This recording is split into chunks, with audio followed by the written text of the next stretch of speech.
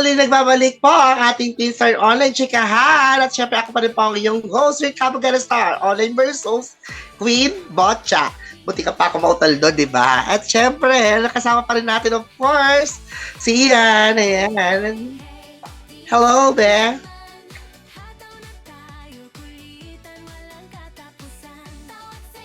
Hey. Are you there? Yes po. Ayan! At syempre kasama pa rin natin siya. So, muli ibalik natin. Medyo na curious naman ako. Ayan, same kayo ng field na nagpa-pageantry, tama? Ng iyong soon-to-be GF o soon-to-be GF. Parang ang sarap pakinggan, no? Soon-to-be GF, ayan.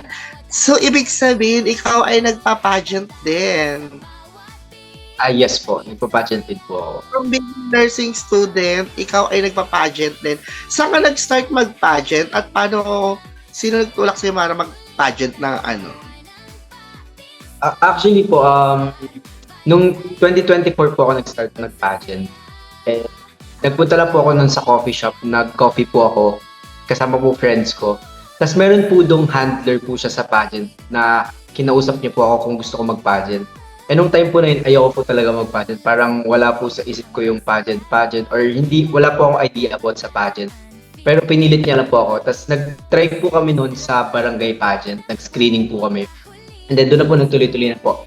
Nung barangay pageant po na yon, nanalo po ako. So, nirepresent ko po yung barangay sa municipal pageant. And ayun, nanalo din po ako sa municipal pageant. Tapos nagtuloy-tuloy na po yung pageant ko dahil po sa under na yun. So, bali dalawa. Una, barangay pageant. Tapos, nanalo ko sa barangay pageant, title holder. Tama ba ako? Tapos, Yes, lumabang ka naman sa munisipyo nyo, sa municipal. Ayan. Tapos, doon na nagtuloy-tuloy yung pagpa-pageant mo. Yes po.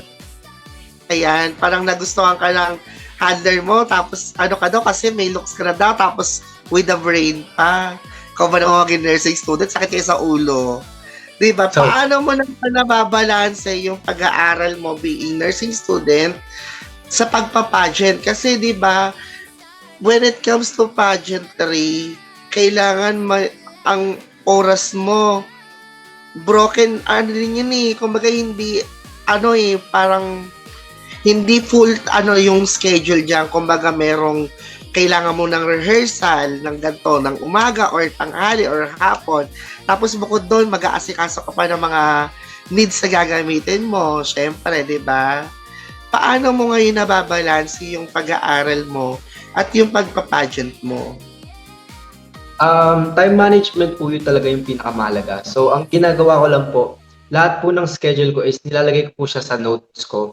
So, naka-note po kung kailan po ang may schedule, kailan po yung klase ko, para hindi po siya natatamaan po. So, kunwari pag February 1 po, nakalagay doon kung ano pong event ko ng February 1 or kung may klase po ako. Tapos February 2, kung ano po yung next kong gagawin. Para po, everyday po nasusundan ko po kung ano po yung mga gagawin ko and hindi po ako nagkakaroon ng overlap sa schedule. And hindi naman po nagiging hadlang yung mga susuotin ko or yung mga gagamitin ko sa pageant kasi tinutulungan po ako ng handler ko. Ano po akong pinoproblema sa mga susuotin kasi siya na po yung naghahanap. Pumupunta na lang po ako on the day of the pageant na kumpleto na po yung gagamitin ko. So, wala na po ako nagiging problema. Thanks po sa handler ko kasi sobrang hands-on niya po talaga pagdating po sa mga pag-aasikas sa mga gagamitin ko po. Uy, alam mo, mas swerte ka ha, kasi may mga ibang na nagpa-pageant na talagang sila mismo yung parang nagpapakahirap para maghanap ng kanilang mga susuotin. Kung mga tao sa kanila sariling sikap nila. Pero masaswerte kayo na meron kayong mga mababait at talaga naman very supportive na at generous na mga handler na talagang darating na lang kayo doon, okay na lahat, planchado na lahat, di ba? Pero ito naman isang question ko sa iyo. Dumating ba sa point na nagkaroon ng sagasa? Halimbawa, may kailangan ka sa school na kailangan gawin pero kailangan mo atinan to sa pageant na to. Dumating ba yung point na gano'n? May mga time po na ganun, pero yung school ko naman po, sobrang understanding din naman po nila kapag dating po sa mga students nila. Kapag working students or pageant po, ganun, sobrang understanding po din. Kumbaga nasa pakikipag-usap lang din yan eh, di ba? Or pagpapaliwanag kung baka naman po ganito. Ano ang ginagawa mo? Nag-special exam ka lang ba? Or projects? Or ano? Or skip lang Um, talaga? sa school po kasi namin, kapag kinausap niyo po yung teachers niyo kung ano po yung mga need mong ipasa, understanding na po sila pagdating po sa mga schedules niyo. Parang hindi po nila kayo pinipilit na ganito po yung gawin niyo sa school, ganito yung gawin niyo. Basta makapasa lang po kayo, basta magawa niyo po tapos yung exam and matataas yung scores niyo, wala pong problema. Ayan. Dumating ba sa point na mayroong kalutang moments? Kasi syempre, um, tayo naman is normal people lang naman tayo. And nobody's perfect. Dumating ba sa point na nasa school ka, pero yung utak mo nasa pageant? Let's say, kunwari, bukas na yung pageant, pero ikaw meron ka dito sa school na kailangan mo focus. Dumating ba sa point na parang yung utak mo malayo na doon sa pageant? Yung ganon. May mga ganun pong times, lalo na po pag pagod na pagod po ako, tapos papasok po ako sa school, parang hindi po pumapasok sa utak ko lahat po ng inaaral po namin. So parang, ayun po, naguguluhan po talaga ako doon. And paano mo na siya na-handle na gano'n, na erase, kailangan ko mag-focus na ganito, kundi babagsak ako, ganyan. Ang ginagawa ko po, most of the time po, kapag uwi ko po, inaaral ko po ulit na yung lessons po na inaral namin. Kasi karamihan po sa nursing or karanasan po sa nursing is kinabukasan may mga graded recitations po kami or bigla ang quizzes. So, kailangan po alam namin yung naging lesson namin day before po that. Para kung meron man pong surprise quizzes, alam po namin yung isasagot namin. So, pag uwi ko po, inaaral ko po ulit siya. Tinatry ko pong kabisaduhin ulit kung ano po yung napag-aralan namin. Yung gano'n. Nakakaloka yun, no? Yung tipong may exam kayo, pero yung utak mo na doon sa pageant, no? Na, oh my gosh, ano kaya yung Q&A? Ganyan, yung question and answer sa akin.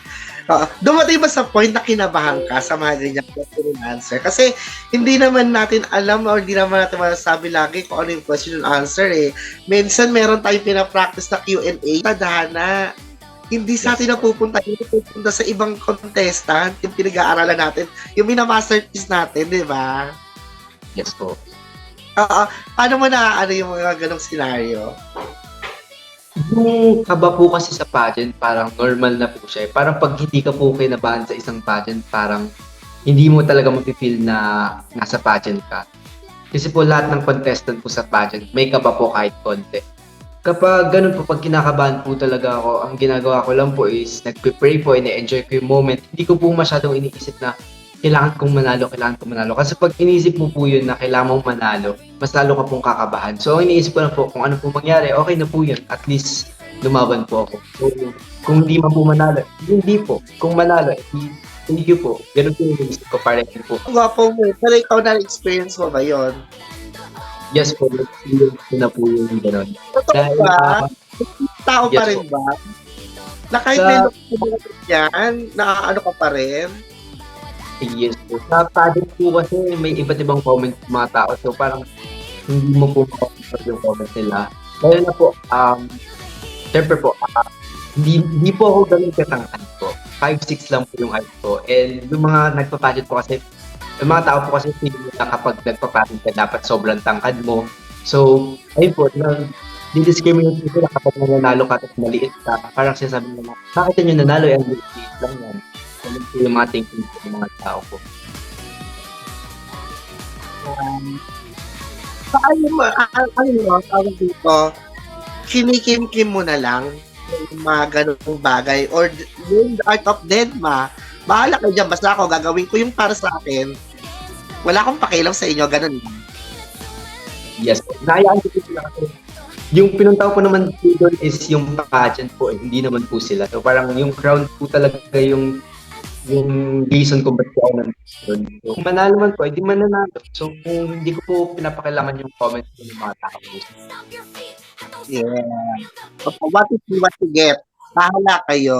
This is me. Oo. Sabi nga nila, you cannot please everybody. Diba? Kumbaga, kung ano, ito lang ako. Bahala kayo. Judge me if you want. Pero hindi ako magpapa-apekto sa inyo. Lalaban ko kung ano yung paglalaban ko. Ganon. Alright, mga ka-teambar, mga ka-teambar kada natin, sa pagbabalik natin, alamin pa natin kung ano pa mga iba't iba pang kwento sa buhay ng ating bisita. Ayan po, isa pagbabalik ng Teen Star Online Chikahan.